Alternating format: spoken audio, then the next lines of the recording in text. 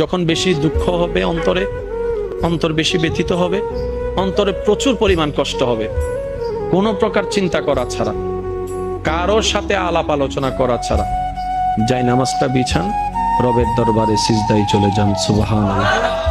চোখটা বন্ধ করেন, চোখের পানি ছাড়তে থাকেন, মন হালকা হতে থাকবে, সিজদায় রবকে বলতে থাকেন, যা বলার বলতে থাকেন, যেভাবে বলার বলতে থাকেন।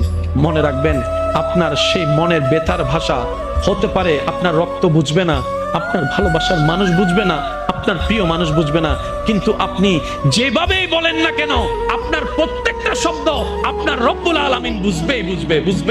সুবহানাল্লাহ। আপনি যখন ওনাকে দুঃখের কথা বলবেন, উনি আপনার দুঃখটাকে হালকা করে দিবে, সেই দুঃখের খবর প্রকাশ করে আপনাকে কখনো বেইজ্জত করবে না।